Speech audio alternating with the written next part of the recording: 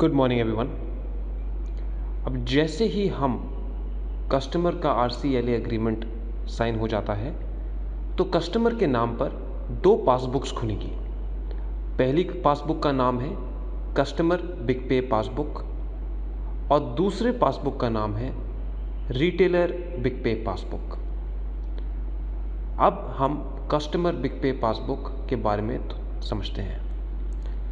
ये पासबुक एक bank passbook की तरह दिखेगी, उसी साइज़ के अंदर और उसी फॉर्मेट के अंदर। तो अब जब कस्टमर को हमने ये पासबुक दी, हमें बहुत इम्पॉर्टेंट वे में समझाना है कस्टमर को इस पासबुक की ऑपरेशन, इसकी एंट्रीज़ और इसकी reconciliation with retailer company passbook, क्योंकि यही पासबुक एक तरह से उसका एक फाइनल स्टेटमेंट बनेगा जो उसकी उधार और उधार चुकाने का बैलेंस। तो अब हमने कस्टमर को ये पासबुक हैंडओवर करी। पहली चीज़ हमने यहाँ पर लिखी उस कस्टमर का नाम। नेक्स्ट पेज आप देखिए, इसके अंदर है कस्टमर की पूरी details, IDK retail private limited, company का address, phone number, email ID और CIN नंबर, और टॉप राइट पे आप देखिए कंपनी का लोगो। उसके नीचे कस्टमर ID आपको यहाँ पर एंट्री करनी है और उसके बाद लोन ID की एंट्री करनी है। ये दोनों इन्फॉर्मेशन आपको जो सैंक्शन लेटर आपको दिया जाएगा उसके अंदर मेंशन किए जाएंगे, इस कस्टमर ID का, इस कस्टमर का ID एंड लोन ID। उसके नीचे customer name, KYC address, village name and area, customer mobile phone number, Aadhaar card number और मंथली सैंक्शन क्रेडिट लिमिट। उसके नीचे देखिए PV डन बाय, इस कस्टमर की PV किसने करी है, उस PV की तारीख, उस RO का नाम, उस RO का मोबाइल नंबर और RO का साइन। राइट साइड पे आप देखिए स्वीकृत किराना दुकान जहां क्रेडिट सीमा का उपयोग किया जा सकता है, किराना स्टोर के मालिक का नाम, किराना स्टोर का नाम और किराना स्टोर मोबाइल नंबर। ये सब डिटेल्स आपको कस्टमर के सैंक्शन लेटर में प्रोवाइड की जाएगी RO, जिसको आपने कॉपी करके यहाँ पर लिखना है और कस्टमर को हैंड ओवर करना है। उसके बाद आपने कस्टमर को समझाना है ये इसके अंदर जो ऑपरेटिंग मैकेनिज्म है। लोन रीपेमेंट डेट, टॉप पे पासबुक के हमने एक उदाहरण दिया हुआ है 4 एंट्रीज़ का, सो दैट कस्टमर को हम ठीक तरह से समझा पाए कि उसने एंट्रीज़ कैसे करनी है इसके अंदर। पहला ऊपर देखते हैं हिंदी में जो लिखा है, ऋण चुकाते तिथि प्रत्येक माह के 5वीं तिथि होगी। Loan repayment date will be 5th day of every month. उसके नीचे खरीद तिथि, date of purchase by the customer, opening credit limit balance, पहले दिन पे कितना क्रेडिट लिमिट का बैलेंस रहेगा इसका। जैसे ओपनिंग क्रेडिट लिमिट हमने ऊपर दिया 5,000, तो यहाँ पर भी 5,000 आएगा। खरीद कितनी की उसने खरीद करी है इस 15 तारीख को, 1200 रुपये। चुकाई गई राशि, ऑब्वियसली पहली बार खरीद रहा है तो कोई पैसा भी चुका नहीं था, 0 रुपये।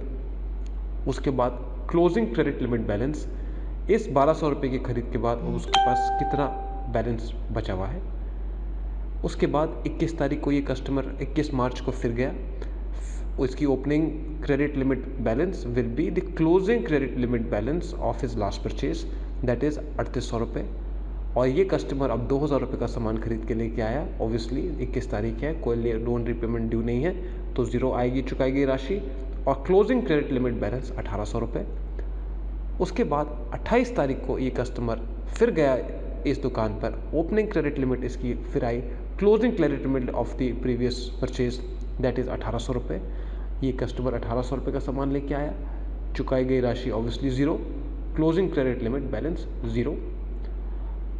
5 मई को इसने अपना पैसा चुकाना है।